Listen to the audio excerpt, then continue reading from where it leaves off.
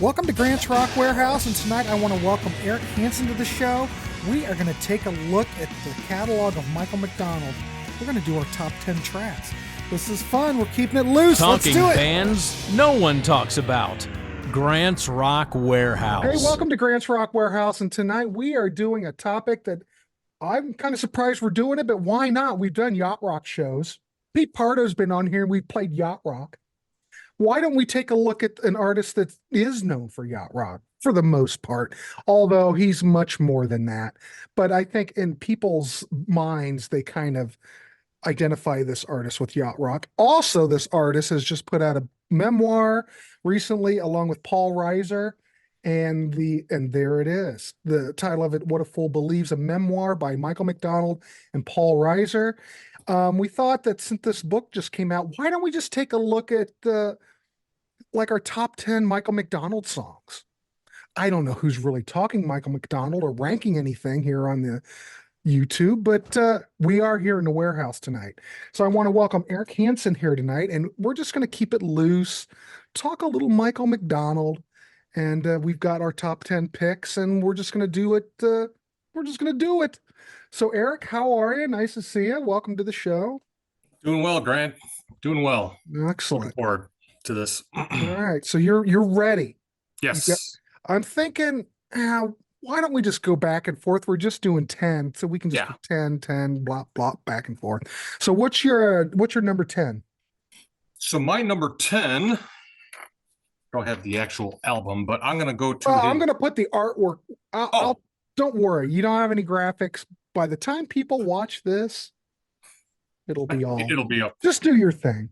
I'll take care of these. I got to go off his debut album in 1982, if that's what it takes. I got a little prop. This is like his ultimate collection. There you go. And it's featured on here. The song I Gotta Try. So, I Gotta Try. Written by Michael McDonald and Kenny Loggins. Steve Gadd is the drummer on this song. He's the one he played with Steely Dan, and he was also a drummer on Paul Simon's 50 Ways to Leave Your Lover. Really good song off of a pretty good debut. Timeless lyrics on this. I think it's one of the highlights on his debut album from 82. So yeah, that's my number 10. I Gotta Try. That's good. Yeah. Is Kenny singing on it? No. Or he just co-wrote it. So it's not like This Is It where they wrote that together and then they both were singing on it. Okay, cool. All right. You never know. They seem to have a songwriting relationship. All right. More on that later. More on that later.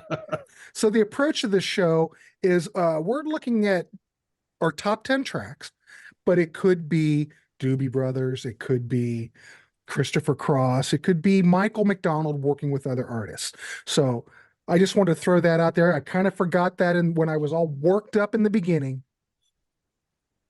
but that's what we're doing. So my number 10, I love this track, but there are so many great tracks in this catalog that it's hard to pinpoint 10.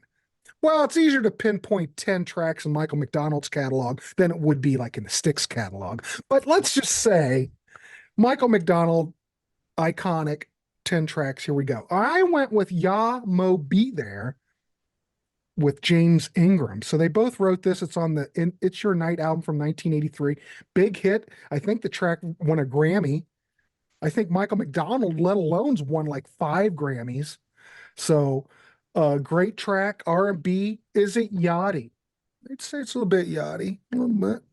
But it's great. Written by Ingram, McDonald, Ron Temperton, and producer Quincy Jones. So anything Quincy Jones during this era, if Quincy's on it, it's going to be good, and it obviously is. So I think this peaked it was released as a single in late 83, peaked in 84 at number 19. So pretty great track. And it's one of those tracks, whenever I hear it, I don't turn it off. I like it quite a bit. It's great. So that's my number 10. Now, I want to say, though, before we go to your number 9, my list could change. Right after this show, it could change. These are all great tracks. But I think maybe the order might change, but it would all be these songs. So, Yeah. all right, what's your number 9? Well, perfect example. My number 9 could be number 1 on a lot of people. The title track, Taking It to the Streets. Mm-hmm. 1976 to Doobie Brothers. So this was the first song or first album that featured Michael McDonald. And to me, this song, more than the album, kind of changed the Doobie Brothers trajectory to the general public. Mm-hmm. Unfortunately, it divided some older fans, who like that, Southern rock, hard rock combination. But at the same time, it gained a lot of new fans. And it gave them really their best commercial success, in the next, from this album, the next 3 to 4 years. Right. So Michael just bought his Blue-Eyed Soul Motown type of taste to the band, and they kind of never looked back.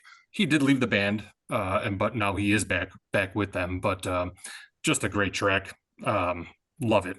Yeah, I think I pick something. I think I picked something from that. We'll get there. Wasn't that track though? Wasn't that track? Little bit deeper track. Well, okay. We'll get there. We'll get there. Sure. My number 9, you already mentioned Kenny Loggins. I'm going to go with This Is It off the Keep the Fire album from 1979. You will notice in my ranking, there's a lot of stuff from 1979. What is up with 79? Michael McDonald was a busy boy. Yeah. He probably talks about that in the book. I haven't read the book yet. But he was on fire at that point, But anyway, 1979 album, Keep the Fire, reached number 11 on the Billboard Hot 100 chart. It also, I guess, reached, what did it say here? Like number 19 on the Soul Singles chart, but it's great. Interaction between Kenny and Michael. I love that kind of stuff. We've talked about something like this before on other shows, like Journey. When Steve Perry joined the band, those first couple of albums, you had tracks where Steve Perry would tag team and sing along with Greg Raleigh. Yeah. And I just love that stuff. Oh, I loved it. Yep. Yeah. And I love it like on here because, it's a Kenny song. Catchy, great songwriting, everything you expect. But then when Michael McDonald comes in and just sweetens that sound of that track. Yeah. I'm sold. I'm in. So that's my number 9. And that easily could be up higher. But I think what Michael McDonald brings to that track is pure gold. Might be why it was such a big hit, too. Yeah. Who knows? So I'll just piggyback because that's my number 8. All right. Yeah, I'll Keep the Fire. Everything you said. Yeah, number 11 on the Billboard. I wrote down here. Yeah, they won the Best Male Pop Vocal Grammy in 1981 for this thing. Crazy, because it's almost kind of like a duet light type of song, because he's got that, the little line before the pre-chorus. Mm-hmm. It's just a great pop tune, like you said. Great songwriting duo, him and Kenny. Again, more on that later. And every time I hear this song, yes, it's pure Kenny Loggins. I can also hear Hall & Oates do this type of song. I could hear them easily. Yeah. But yeah, This Is It. And there's also a few other tracks on that Kenny Loggins record that's really good. But Michael, he's the cherry on top, like you said, on this song. Love it. Awesome. My number 8 is the same kind of thing. We're talking 1979. I'm going to go with Ride Like the Wind from Christopher Cross. Yacht Rock staple. Off his, hold up that prop. Off his debut album, came out December 27th of 79. One of the earliest records to use a digital tape. Yep. I think Nightfly was one of those other ones that was pretty early. That's 82, but that's all digital. Now, I know there's a lot of that digital analog hubbub. This album really does sound good, though. If this is off digital tape, I don't really have a problem with it. Sounds great. But it sings, this is when you think yacht rock, this album defines yacht rock. And this record also won a lot of Grammys. I don't know if Michael McDonald won anything for any of these, but it was very successful. He never was able to recapture the success of this record. Um, who's playing on this? Oh, well, It's a who's who. there's a who's who. I mean, Yes. there's Lenny Castro, yeah, Larry Carlton, doing like the solo. Don No, Henley. no, Christopher Cross is doing the solo on this one. Yes. Oh, But you're talking the try. I'm looking at the album. Sorry. oh yeah, but Yeah. Christopher Larry Carlton is on here and he Yes. smokes. It almost sounds like a Steely Dan album. If I Yes. listen to this, it is very Steely Dan like. Yeah. Especially later period. Mhm. Yep. When you add Michael McDonald on the vocals, I mean, for God's sakes, come on. It's great. But anyway, Michael McDonald brings it on this. It totally makes the track. It's a great song anyway. This whole album is phenomenal. All right, that was my number 8. What's your number 7? Well, I'm going to go back to the Taking It to the Streets album for It Keeps You Running. This is going to be a popular album. Yeah. This is their actually the third single that they released on this one here. It's a very R&B, blue-eyed soul type of song. I mean, it's almost like a mix of Traffic with Steve Winwood, maybe a splash of Fats Domino. Little sprinkle some Fats Domino on top. Yeah. Oh, yeah. And Ray Charles, and he talks about it in his book. He was like a musical hero to Michael McDonald's, and it just comes through in a lot of his songwriting. I love Michael's vocal delivery on this track. It's one of my favorites vocal performances by him on anything. Really, this could be higher, but actually it's one of my favorite Doobie Brothers songs. I love this track. So yeah, It Keeps You Running, my number 7. I have no problem with that. That's good. All right, my number 7, I'm going to go with yet another track off that Christopher Cross album, because I was listening to the tracks today, going over stuff, going, yeah, maybe this song. Yeah, maybe this song. Now I'm like hooked on the damn Christopher Cross album. I'm going to have to play it tonight. So anyway, now I want to hear it. Damn yacht rock. But anyway, I'm going to go with I Really Don't Know Anymore, 1979. Yep. You've got backing vocals, Michael McDonald, and there's a lot of vocal interplay on it. And it is awesome. And this track's got Larry Carlton playing the solo. And ladies and gentlemen, Larry Carlton can play a guitar. Yeah. And I dig it. It's good. Yeah. It's one of those ones I think they used to play back in the day. Haven't really heard it being played anymore. Well, I take it back. They might play it on Sirius XM on the bridge or something. I think I've heard it there. So yeah, at least here in the Midwest, obviously Ride Like the Wind, Sailing was huge. And I remember Never Be the Same. Those are the ones I don't remember. I really don't know it. It's a great track. Great track. A great pick. I don't remember that one so much on the radio. And the other one that could have been released, The Light Is On, but I'm not positive on that. This record you could, we're talking Christopher there's Cross. no skip. Right. There's nothing to skip. The whole thing could have been released as a single. I get why it was so popular, Yes. So that would be my number 7. Yeah. Great pick. Great pick. So my number 6, I'll hold up my little Ultimate Collection. You already mentioned it, Grant. Yeah, we'll be there. Okay, cool. So yes, this did peak number 19, as you said. This won a Grammy in '85 for the best R&B performance by a duo or a group. And James, take Michael out for a second. James Ingram is a fantastic vocalist or singer, and he had his hit Just Once. He did the duo with Patty Austin, Baby Come to Me. He was featured on We Are the World with Everybody Else Under the Sun. We Are the World, Eric. We are. Yeah. We are. It's a great soulful funk type of song, an underrated pop gem of the 80s. Yes, sir. Yep. I love it. It's great. Yes. And probably a lot of people think it's just a Michael McDonald song with James Ingram on it, but it's really on the James Ingram album. It's not on the McDonald. Right. I mean, but there's Michael McDonald so prominent on it that you would think, and you know what? Their vocal blends they almost sound the same. They do. Both very soulful, both have that same kind of tonal range. Yes. It's good. Well, that's why I joked on our Toto show that Michael McDonald, like the Toto guys, they were on speed dial to appear on everybody's Exactly. album back Yeah. then. It's so. Just like the Toto thing. Yeah, exactly. Yes.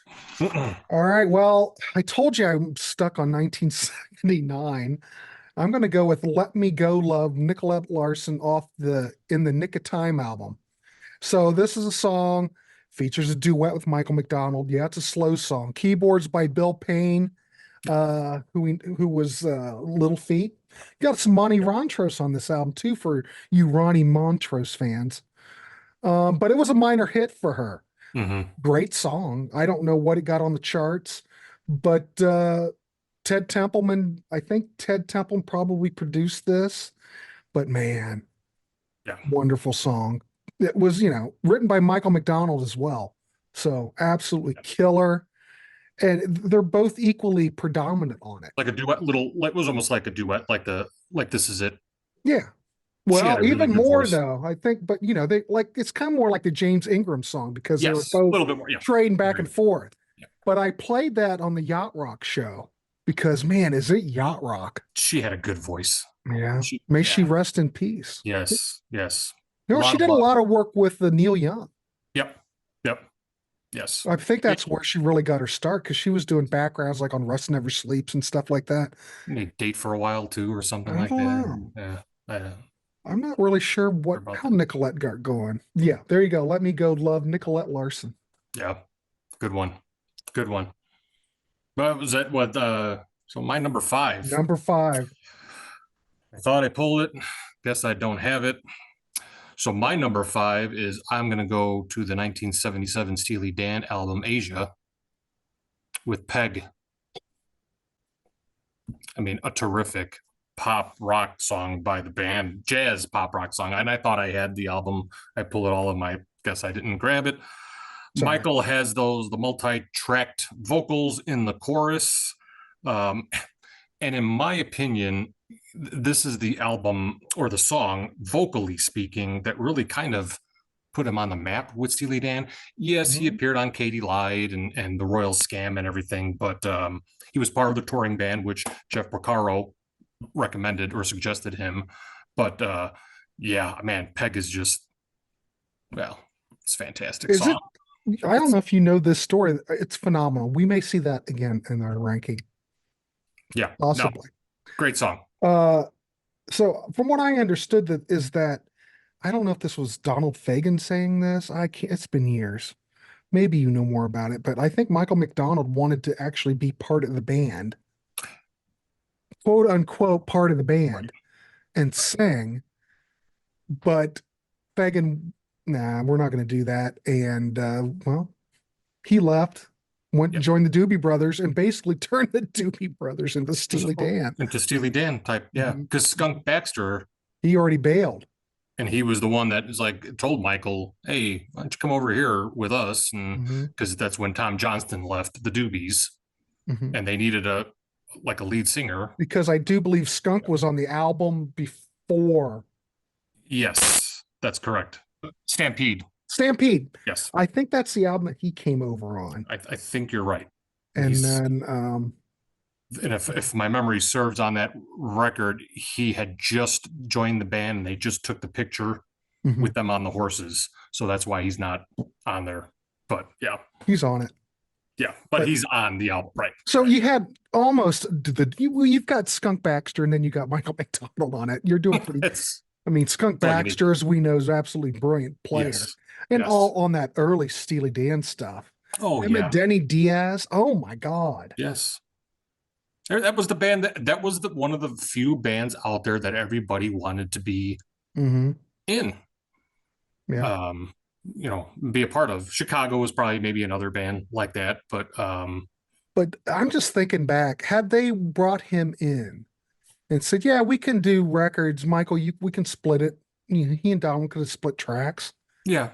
Man, I could totally see it. I think about the age that he was. I mean, he was only 20, 21 right around that time, because it was really Walter Becker and Donald Fagen's baby. Right. That was but yeah, that would have been interesting to see. 51. I think he was, what was he born? 51? Yeah. So yeah, he was young. Crazy. I still would like to have heard Michael McDonald sing a lot of that Steely Dan stuff, like the Asia stuff and Gaucho stuff. Come on. Yes. And then Yes. when they've reformed, it would have been great to have a little Michael McDonald on that stuff. Just to put him on Just a to, tune or just something. to give a little flavoring. Right. Just sprinkle a little bit on top. This is bread and butter. Yeah. But whatever. Things are the way they are. It's just the way they are. Right. All right. My number 5. Okay. I was confused. I'm going to go with the track off of, oh, this is a great track. We're getting really to the great stuff. So not all of it's great. We're going to go off the Doobie Brothers album, Living on a Fault Line from 1977. And this song was remade later by Carly Simon, who had a hit with it, but it was written by Carly Simon and Michael McDonald. I think her version came out 78, Boys and Trees albums, I think, but the Doobie Brothers version was first, 77, and I'm going to go with the song You Belong to Me. And do I like it more than Carly Simon's version? I think that they both have their own, they both stand up. I don't think I really have a preference, but man, Michael's delivery on that track is just absolutely killer. I don't think the Doobie Brothers one's quite as commercial as Carly's stuff. I don't think it's quite as polished. That Carly Simon album is pretty polished. Yeah. And wasn't the Doobie Brothers, not to cut you off, wasn't the Doobie Brothers version just a little slower than hers? Yes. I think a little bit. Mm-hmm. Yeah. But man, that record sounds good. Oh, yeah. Yeah. And I love it because the thing is, that's one of those songs they don't play a whole lot. Yeah, we know the Carly Simon version, but the Doobie Brothers version doesn't get all that much notoriety. And it's so good. Yes. So good. Yeah. So anyway, there you go. That's my number 5. What's your number 4? Yeah, I was going to say the only other 2 tracks that are off there, spoiler alert, one of them is my honorable mention, Little Darling, I Need You, and Echoes of Love off that record. But You Belong to Me, geez, I never get tired of it. Yes. Yes. That's a lot. That's kind of how I base my top 10 track things a lot of times. If it's a song that would come on, do I listen to it? Do I turn it off? Or are these tracks that I've heard too much? And none of the ones that I've even mentioned. Even my number 10, I'm going, oh man, listen to that groove. Oh, yeah. Good. Yeah. These all have groove. These all have soul. They all have emotion. Yes. Great stuff. Yes. All right. So what's your number 4? Well, you mentioned it. I probably did mention Gotta go right like the wind. Man. There you go. February 1980, this thing, that single was released. 5 Grammys. I wrote down 5 Grammys. 5 Grammys. Album of the year, song of the year, best new artist, Christopher Cross won. And Michael McDonald, he provides that, what is that? They call it the response vocals, that Such a Long Way to Go. Mm-hmm. His lyric there.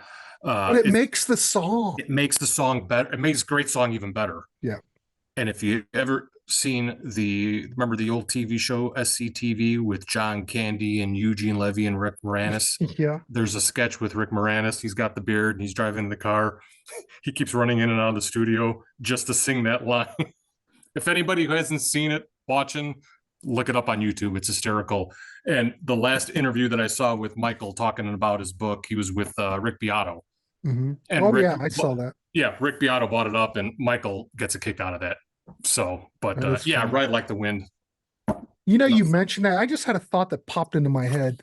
Though I don't think she's all that great of a singer, but some of these singers that really have such a distinct vocal, when they blend with other people or they do backgrounds, or maybe they're all the backgrounds, they leave such a stamp. And it made me think of Stevie Nicks because she did a lot of stuff. She was like on Magnet and Steel. Her and Lindsay played on Walter Egan's Magnet and Steel, and just Good her tune. vocals. Yeah. I don't think she's all that great, but man, when she's blending with other people or just singing backgrounds, for some reason, her voice is so unique, just like Michael McDonald's. Oh, he's a much better. It's different. Yeah. She really does add a lot. I don't mind her if she sings backgrounds on stuff. I don't want to hear her really all the time. But man, as a background singer, the vocal blend with other Yes. people, because like Magnet and Steel sounds great. There's other tracks. What else did she sing? Well, Stop Dragging My Heart Around Top. That's great. Yeah. Whenever I Call You Friend. Perfect. Another example. Yes. No, I agree there, because for the Fleetwood Mac, I always prefer Christine McVie's vocals. Yeah. She was fantastic. Stevie had her moments, don't get me wrong. But yeah, I love when she does Walter. I love that Magnet and Steel song, Whenever I Call You Friend. Yeah, it's great. Yeah, it's But I like it when she's doing the backgrounds, just her blend. Yes. And we're talking like 79 too. There's a lot going on in 79. It's like that 3-4 year little period from 78 to about 81. Mm-hmm. Just man, magic. Yeah. She's lucky though that Lindsay got her in that band, because I don't think we'd ever hear from Stevie from next. her. Yeah. Not really. I mean, she's talented. Don't get me wrong. I don't know. She was she was like the showman. Yeah. She did the flying, I preferred her, like, I know we're on a tangent, just bear with us. I prefer her earlier work, like on the first Fleetwood Mac album, and yes. Buckingham Nicks, because she wasn't doing any coke really, and her voice was a lot better. When we're getting to Belladonna, we're just doing lines of coke or septums leaking. It sounds a little nasally, right? Yeah. But early on, she's okay. Yeah. I don't know. I'm not trying to beat on Stevie. I'm not. Yeah. I'm not. But I do love what she can bring on backgrounds. Let's leave it at that. Yes. All right. So that was all right. You just went. That was my 4. You're going to have to keep me in line now, because now, since we've been shooting the shit, I've totally lost track. So number 3, my number 4. No, you're 4. My 4. God. Thanks, Eric. All right. My number 4, we're going to stick with the Doobie Brothers. I'm going to go 1978. We're going to go to the Minute by Minute album, and I'm going to go with Minute by Minute. Yes, sir. What CD? Which one version? Open the inside. Is the CD in there? So I pulled the record. I pulled the CD. Here we go. Yep. Now this one's made in West. This is the first, when this first came out. I think this probably came out in. I'm looking at it. Let me feel it. So you don't have all the writing. Oh, gotcha. It's the West German Target CD version. So this is like, I think this came out in 85. I'm feeling it because I can judge what year by the way they pressed them. But yeah, this is the original West German CD. But this was released in the States. This is the way it really looked when it came out. Yes. So anyway, yeah, there you go. There's the CD. It was a single as well, released in April of 79. Reached number 14 on the charts. Great song. Come on. Yeah. Title track from this record. 78, 77, 79, Michael McDonald's on fire. This was nominated for a Grammy. Everything you get Michael McDonald. We got Grammys out our ass. It was nominated for a Grammy for Song of the Year, but it lost out to What a Fool Believes. Yes. Hey, either one. Right. It's great. But everybody's probably heard that song. It's a great song. And, you have to hand it to Michael McDonald. When he came on, the Doobie Brothers really started making money. Because how well did those other albums sell? I mean, Jesus Is Just All Right With Me's good. Yeah, I mean, Toulouse Street, you had that was a big one. Captain and Me. I mean, but they were like more, like I said, hard rock combined with a little bit of that southern or bluegrass, like kind of what wanted. Yeah. And then when he came along, it just changed a little bit. And like I said, a lot of people, he ruined the band. Well, either way, this is a classic, and it's a classic track. Yeah. All right, what's your number 3? So my number 3, I'm going to go back to his debut album, or I Keep Forgetting. Pulled this little gem out. This is the 45. There you go. The original 45. Nice. Bought back got the lyrics of the songs on here. It's one of the first ones I either bought with my allowance or paid my parents back with, or something. But his sister Maureen McDonald actually provides background vocals on this. Went to number 4 on the Billboard, number 7 on the R&B chart. And this one features the very famous Jeff Porcaro shuffle on drums. Interesting. In his book, I'll reference his book here. I'll just read it real quick. No, you're fine. They did this in one track.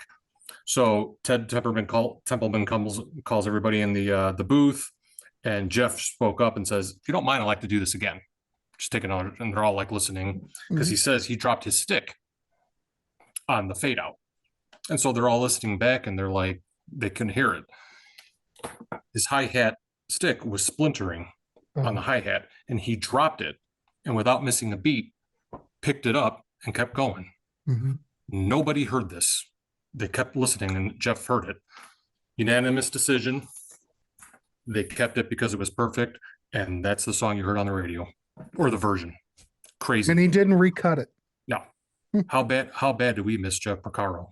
Well, he's a brilliant. Yeah, so I never knew. I was blown away by that. I'm like, wow. I mean, but yeah, man, I love this song since, well, look, showing my age. Since you were a kid. Yes. Yeah, so yeah, I love it. Right, it's a great Michael track.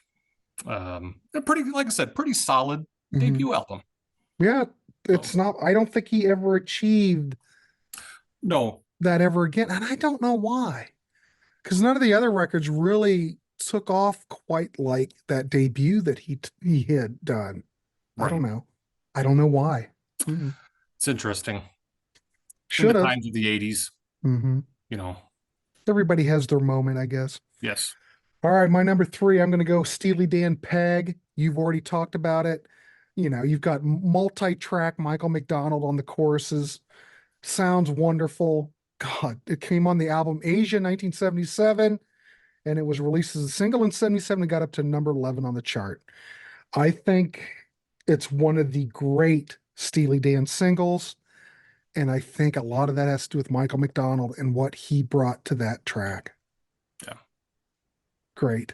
Yeah. But man, you know, Asia's a perfect record. There's nothing weak on it. You know. Yeah.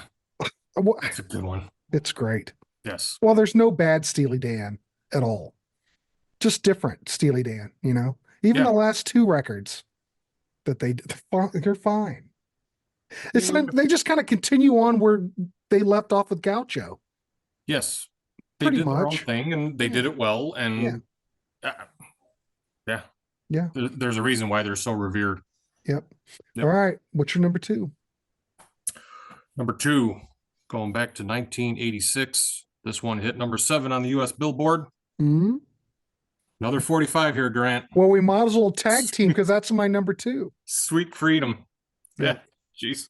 I mean, is this from the movie Running Scared with the late Gregory Hines and, of course, Billy Crystal?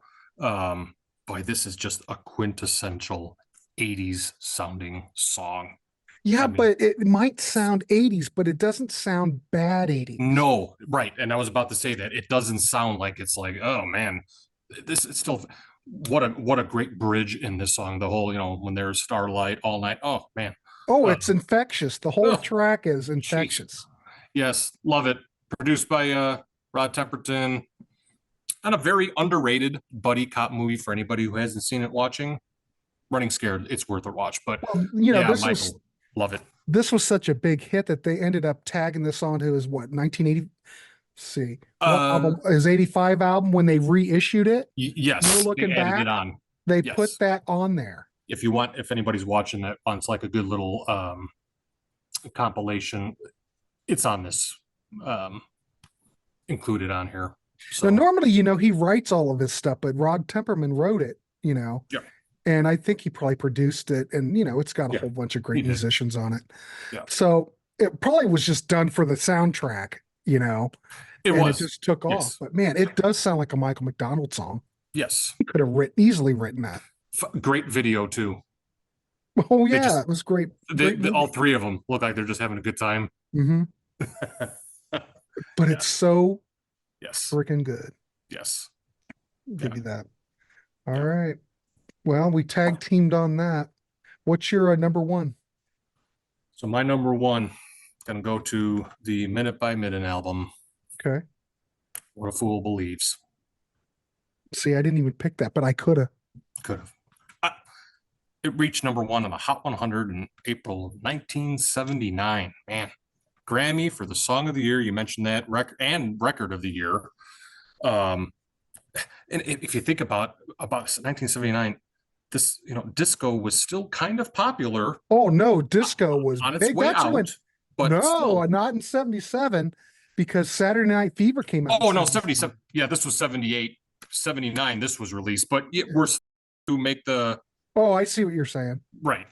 But I mean, that was all over, but disco stuff was all over the radio. And then here comes What a Fool Believes to win Song of the Year and Record of the Year. Geez.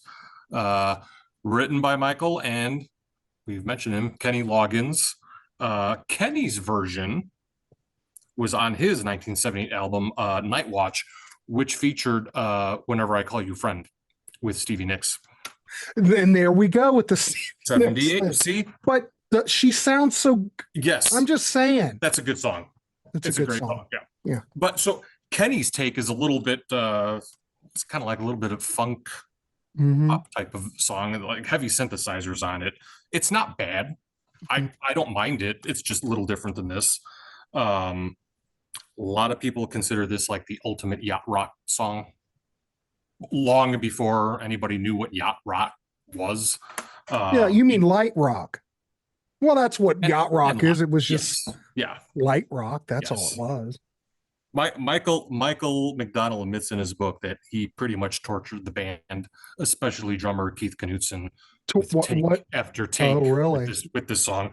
And but at the end of the day, they went on a little bit of a tour, and the band decided, after I think they were in Japan, they decided to, we're gonna break up.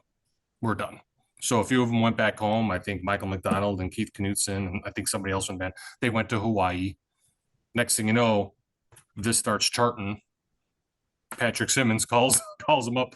So do you guys want to get back together and do a tour? And so that's when Skunk Baxter left. And they got the guy from Clover. John McPhee was in Clover. Yes. And he was in that band with Huey Lewis. Huey Lewis. That's and correct. One of the Clover guys, now we're on a Clover thing. One of the other Clover members was in Huey Lewis in the News too. The keyboard player, Sean Hopper. Yeah, he was in Clover. Yes. And Clover, ladies and gentlemen, played on the first Elvis Costello album. They were the backing band, but Huey's not on it. But yeah.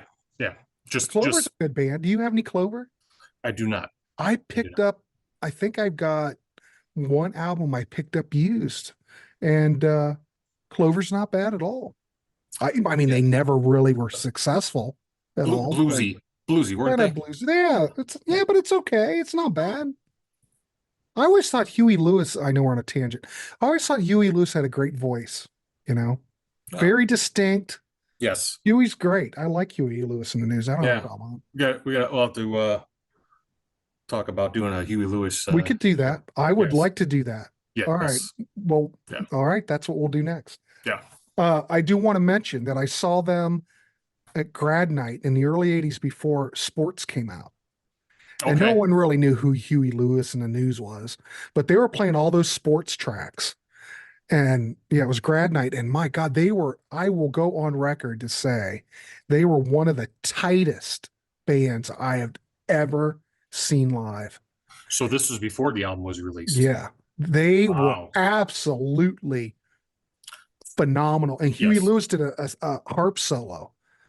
Absolutely blew me away. He was absolutely stunning on harmonica. Yeah.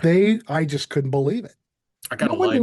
No one really knew who they were then. They really hadn't had any hits. Only had 2 albums out at that time. Yeah. I mean, I got a live album or live DVD from them, 85, 86. It might have been before the 4 album, but they do a little segue from I can't remember what song, right into Boys Are Back in Town, and then back into the song. Just seamless. But you could tell that they were a bar band at one time and that they Yes. must have really played a lot because they just all worked together so well. I mean, Yes. it was just a joy and they just sounded so good. Yes. They Yeah. were They're on fire then. I love Huey Lewis. All right. We should do that. Who's talking Huey Lewis? We are. There you go. All right. So my number one is I keep forgetting the single that you had. Yes, you've already mentioned this. This is off of his 1982 album. I think for me, when I know we've been choosing a lot of Michael McDonald with other artists, but that's all right. That's what we're doing. I think that for me is pure Michael McDonald. I love it every time I hear it. And it did well on the charts. It got up to number 4 and it charted on the R&B charts. I think it's the best thing he ever did. And that album though, people don't really talk about that for so long, but it's quite good. Go check it out, Yes. Yeah. And us talking Michael McDonald, we've been doing a lot of yacht rock here. We're talking about a lot of different things here in the Warehouse, and why not talk about Michael McDonald? We're just here, Eric and I are here just trying to turn you on to stuff. Maybe you'll want to go down that road and check some of this stuff out. So that's all we're doing. So, but I keep forgetting, and that track, that was my number one. But any of these could be. Yamo Be There, phenomenal. God dang, there's that's a real good one. That could have been higher. Yeah, it could have been. Yeah. So do you have any honorables? Yes. Talk about. Go ahead. So I almost went off this album. Oh yeah. Okay. I almost went with Real Love. We should do a Doobie Brothers thing. I'd like to do that. Maybe any in your wheelhouse too? Oh, I'll talk Doobies all day with you. Well, all right. I'm being honest. Of course, if we do a Doobie Brothers show, I'll be ready. I've not heard that record. Okay, so it's very jazz rock adult contemporary. Okay. And everybody craps on it, but the songs are so good on it. What do you mean everybody craps on? Oh, you mean because it's light rock. It's it's the adult. It's not like anything. So the Michael McDonald era for the Doobies is often looked down on. It's that's when they went soft. Thank you. I don't. Speaking of which, you mentioned him earlier. There's John McPhee. Now this record, because they were going to break up. Yeah. On the tour, and then Pat Simmons calls everybody up. Hey, you want to go? Or no, we're done. You want to go back out? Yes. So they toured, and then they decided to come back together and just go. Well, I guess everything's okay. So Tyran Porter was still there. John McPhee. They picked up Chet McCracken on drums because John Hartman left. Original drummer John Hartman left, and they picked up Cornelius Bumpus. Okay. On keyboards and saxophone. But Real Love went number 5 on the Billboard. I'm gonna have to listen to that again. And it's the third. I looked it up. It's the third highest outside of What a Fool Believes and Blackwater for them. It's a great track. Really? Okay. Yes. Dedicate this heart. I got to pick really this whole album. Now I'm gonna have to. Yeah. Well, if we're gonna do that, we'll do Huey Lewis first, and then we'll do the Doobies. The Doobies next. Yeah. Why not? Who's talking this stuff? Nobody. Right. We are. Yes. No Looking Back is another one. Mm-hmm. That's a good one from him. How about I'll Be Over You by Toto? He's on backing vocals on that in the chorus. I know that. Yes. How did I miss that? We just did that damn Toto show. And that's the only reason I didn't pick it, because we just did Toto. I'm like, I'll just. Yeah, but I could have put that in there. Yes. Because that was like one of my favorite. That was high on my rating. Yes. And I love it. Was yes. Yeah, and that's what I like. I love what Michael McDonald brought to it. Yes, because you hear him. Yeah. I'm an idiot. That's all I am. I'm an idiot. Minute by minute. Yeah. How about On My Own? His duet with Patti LaBelle. Yes, another classic. Another great track. And and putting those two together makes sense. Come on, Eric, that's so good. Sense. Makes sense. Even some of his later stuff. I mean, a lot of the old R&B covers. He's got a great. I didn't write it down. He's got a great cover of the Ray Charles song. It's escaping me. It's all right. But heard it through the grapevine. He's got a good cover of that. I mentioned Little Darlin', I Need You from the Doobies earlier. But yeah, those are some of my honorables. And of course, anything off of this one too. Of course. And All Right off of Christopher Cross's second record. He's on that on the chorus in that one. He's on 2 tracks on that one.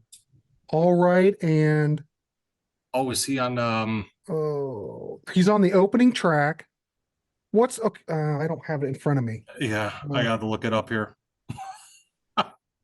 Well, we're just, we're freestyling, ladies and gentlemen. I didn't have all this stuff in front of me. Let's see here. Christopher Cross. Yeah, he was on 2 of those. He's on 2 tracks. And I'm surprised we're talking, that second album's really, it didn't get as good a review and it didn't sell as well. And the critics didn't, it's not like a 3-star album, but it damn near sounds like the debut to me. I don't really have a problem with it. No Time for Talk. No Time for Talk. That was the first song on there. Mm-hmm. But geez, he had Think of Laura on that one. Yeah, they had a lot of great stuff. Later on, they added on Arthur's theme on the bonus. It's kind of like what was the one you were mentioning? Sweet Freedom. When they added on later on the reissue, Arthur's theme from I wonder what version I've got. It's not on. It wasn't originally on the. Was it on the vinyl or the CD? On the CD, because it was part of the movie soundtrack. Best That You Can Do, Arthur's theme. All right, I'm looking it up. Yeah. It was only added as a bonus. Yeah. Gosh, I don't remember. I remember it being out. Wow, that song, that Arthur's theme. It wasn't on the. Yeah, wasn't on it. Yeah. Let me look at the CD. I'm looking at my CD because I got the Target CD of it. There it is, and it came out in 1983 on CD. And it doesn't have it on there. No. Yeah, not on the original. I think that would make it a better album. I don't have a problem with them adding it on. I think it's fine. It came out a little after the album was released, that movie. I think the movie came out, Arthur. I've never seen it. So, but when did it? Yeah, whatever. Yeah. It's good. Wait a minute. Am I looking at that right? This is the album I might be. Well, I don't think I'm looking at this right. I think Alora's on here. Think Alora is. Yeah. Yes. That was like the 2, that one and All Right were like the 2 hits off of it. Yes. No Time for Talk wasn't a single. No. It just had Michael McDonald. It just had Michael on there. Tom Scott played the sax on it. There's a lot of great people on this record. Art Garfunkel does backing vocals on Talking in My Sleep. All Right's got this. You know what? I was listening to All Right and I could tell that was Steve Lukather playing the solo on that thing. And yes. I'll be darned. I was about to say. He's one of those players that you can hear and you go, yep, that's Steve Lukather. Carl Wilson from the Doobie Brothers. He's background vocals on Baby Say No on that record. Oh, Carl Wilson from the Beach Boys. Yeah, well, he had the golden voice out of the boys. Yeah. I have no problem with this record. I don't know. I think it's fun. Is it as strong as the debut? No, but pretty damn good. Yes. Christopher Cross. He also filled in one time, I think, on two shows for Deep Purple, because Richie Blackmore. What? Either got sick or got pissed off at the band or something, and they needed. I think he got sick, and they needed somebody. And Christopher Cross happened to be there touring, and he filled in. I think for 1 or 2 shows on guitar. I'm sure he could do it. He's one. Christopher Cross is one of those guys. Kind of like you don't realize. It's kind of like Dan Fogelberg. You don't realize he was a better guitar player than you thought. But well, we know Christopher Cross was good because all the solos on these songs. Yes. The ones that, maybe Lukather wasn't playing, but when he did the solo. Yes. Oh, yeah. He's totally bringing it, you know. All these records, Michael McDonald's first, they all had such great players during this time on these records. They just brought, yeah, all the session guys. Yep, exactly. Wonderful. Yes. All right, kids. I guess we've ranked them. We had a lot of discussion here too. Kept it loose. It's all about talking music here in the warehouse. Eric, I want to thank you for coming on. We will talk about some dates here shortly for our next two shows. So stay tuned. Eric will be back and we will be doing, well, we'll decide what we're going to do, but we're going to do Huey Lewis in the News, and we will be tackling the Doobie Brothers. So stay tuned for more. But Eric, anything else happening? No, thanks again. This was fun. Yeah. And I recommend the book. Anybody who, I probably said that at the top, but definitely check it out. If you That's like, why we're here, pretty much. Check out the book, ladies and gentlemen, and let us know. Heck, if you've read the book, let us know what you think down in the comments. Yes. Yep. And also, if you like Michael McDonald, list your top 10. We'd like to hear it, because we always check out the comments, and we always, you can always tell. I either give a heart if I don't respond, but I read each comment and I try to I always try to respond. So that's what we do in the warehouse. A lot of customer service. Yeah. Okay. So anyway, thanks to everybody for watching. Please like, subscribe if you haven't. A lot of great content coming down the line. It's going to be a busy month here in July. A lot of stuff in the Contrarians. Lots of stuff coming up on Steel Tranquility. We are busy here in the warehouse. So keep tuned. Please subscribe, ring that bell. You know the whole routine. I shouldn't have to go through it, but we always welcome new people. So anyway, for Eric Hansen and myself, I want to wish you all a good night, and please leave a comment, and we will see you. Well, we'll see you on Huey Lewis. All right. See you, everybody. Have a good one.